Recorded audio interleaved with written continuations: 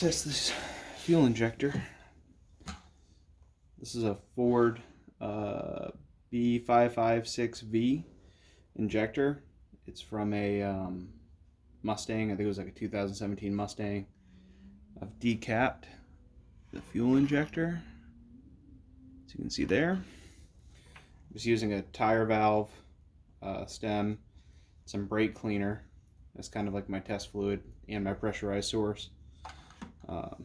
Gets a little tricky doing this, but just checking the pattern after I decapped it. I'm also making sure that you know, I didn't damage the seat or something, like whether or not this will leak, you know, stuff like that. This isn't like a actual flow test, but these are takeoffs. So this came off of fact, like these have very, very, very low miles on them, maybe like 20 miles. So I'm holding down the brake cleaner, no leaks.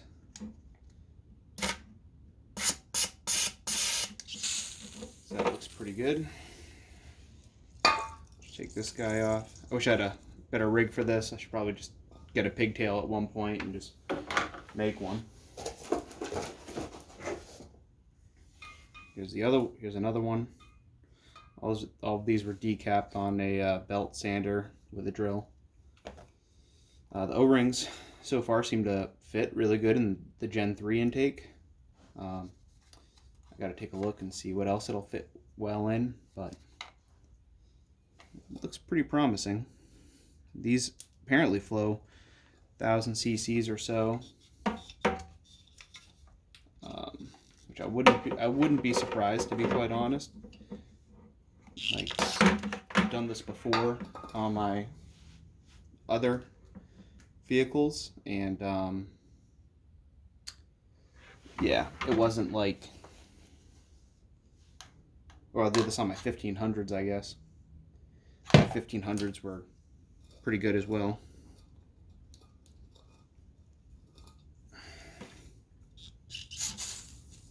So there we go. Don't want to pressurize it too much because I don't want something like that to happen again. Definitely don't want to like get the stuff in the eyes or anything like that. You know, it's got some methanol in it.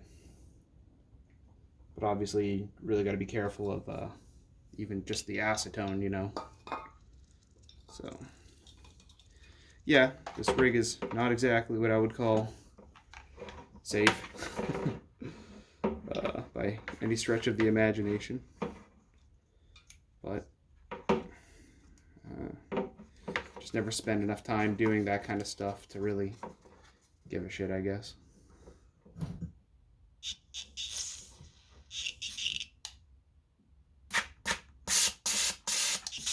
That looks pretty good. You just let that depressurize.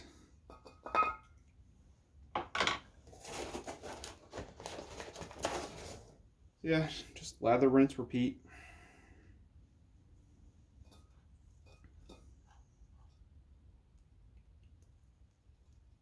Alright. Here's another one. And I am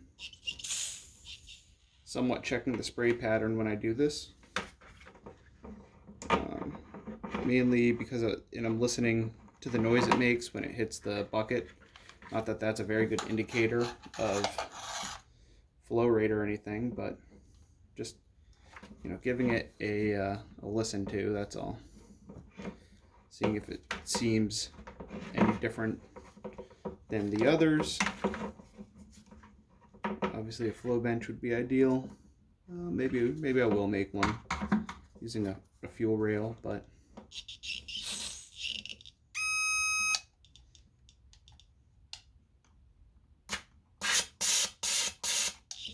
that one looks pretty good. All these so far look very similar. This is actually that was my fourth one, halfway there. Not exactly the fastest person at doing this kind of stuff. There's definitely people out there that are faster, and it's good for them. That doesn't mean I'm methodical or anything like that. I'm just just slow. Words you don't want to tell yourself, but it's true.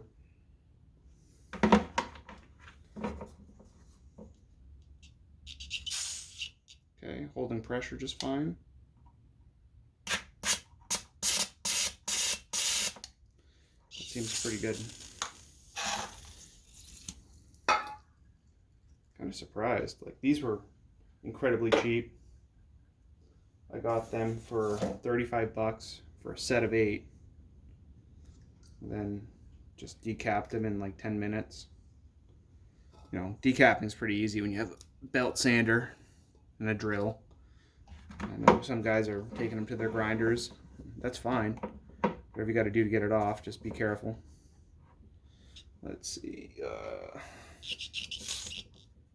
Okay, holding pressure. Okay, that's good.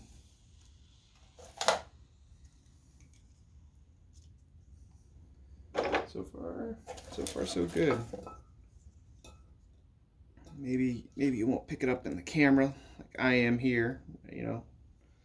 But from what I'm seeing, everything appears fairly even. You know, nothing to write home about in a negative way.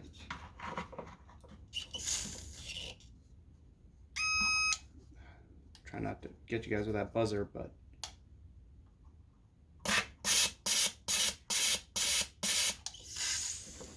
it's pretty normal there.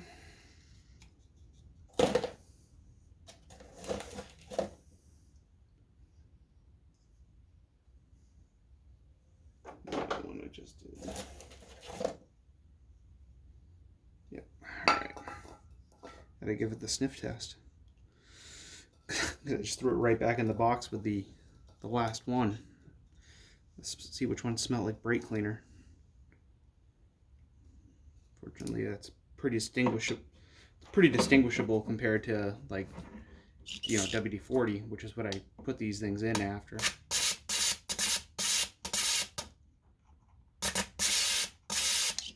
I don't know. That all seems pretty good. Guess we'll see when I probably put them on my truck. Since, well, actually my Volvo, because I'm going to be sticking with some 1000s, essentially, what those are supposed to be for the Volvo, because I'm not going to be pushing it as hard as I'm pushing my truck. So, all right,